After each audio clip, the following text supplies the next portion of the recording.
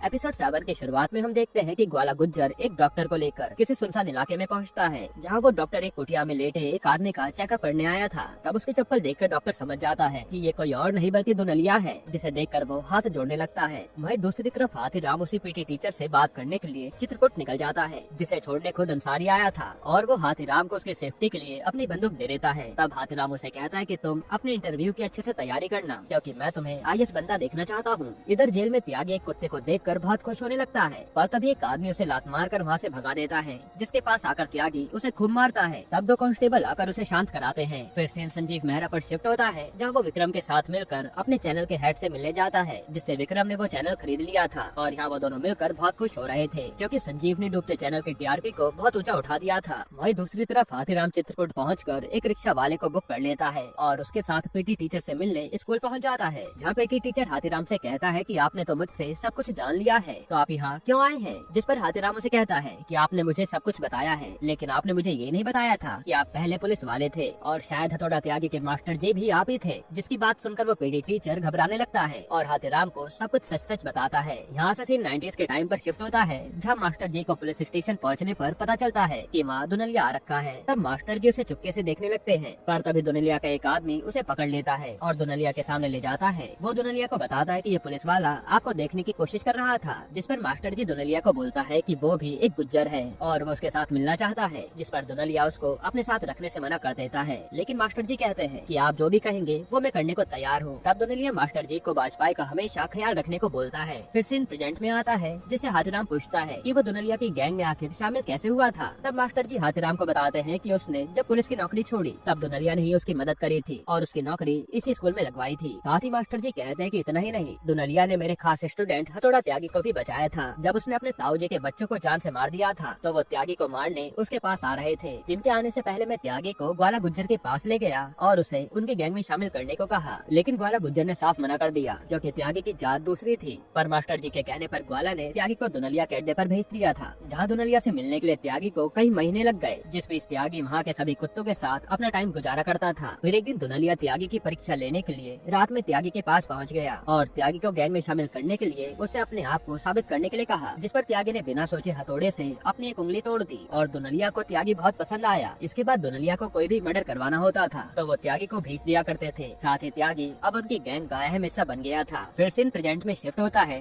जिससे हाथीराम त्यागी के दिल्ली जाने का कारण पूछता है। मास्टर जी उसे बताते हैं कि उसको खुद नहीं पता कि त्यागी दिल्ली क्यों गया था। अब हाथीराम उससे ग्वाला गुज्जर और दुनलिया के बारे में पूछता है कि वो इस समय कहाँ मिलेंगे। मास्टर जी बताते हैं कि दुनलिया को आज तक किसी ने भी नहीं देखा, लेकिन हर गुरुवार ग्वाला गुज्जर गाँव के लोगों की परेशानी का निवारण करने के लिए अपनी हवेली की छत पर आता है। जिसके बाद हाथीराम गुज्जर की हवेली के बाहर बैठकर उसके आने का इंतजार करने लगता है, लेकिन गुज्जर के दो आदमी आकर उन सभी को बताते हैं कि ग्वाला गुज्जर आज नहीं आएंगे, इसलिए तुम सब यहाँ से चले जाओ। तब गुज्जर का एक आदमी हाथीराम को घूरने लगता है, जिससे नजरों से बचकर हाथीराम वहाँ से चला जाता है। फिर से दिल्ली पर शिफ्ट होता है, जहाँ हाथीराम सारा को कॉल करके अमितोष का एड्रेस पूछता है, जिसे सारा बताती है कि उसके पास तो केवल अमितोष के चैनल का एड्रेस है। तब वो पता लेकर हाथीराम अमितोष से मिलने उसके चैनल पर पहुँच जाता है, जहाँ वो देखता है कि कुछ लोगों ने उसके चैनल की दुकान को पूरी तरह तोड़ दिया है, क्योंकि अमितोष ने किसी पॉलिटिशियन के बारे में सच बोल दिया था। इधर हाथीराम को वहाँ चित्रकूट का एसएचओ मिल जाता है, जो उससे यहाँ आने का कारण पूछता है। तब हाथीराम कहता है कि अरे मैं तो यहाँ बस घूमने आया हूँ। तब वो एसएचओ हाथीराम को ताने मारने लगता है कि उसे पता चल गया है कि ये केस उसके हाथ से निकलकर सीबीआई के पास चला गया है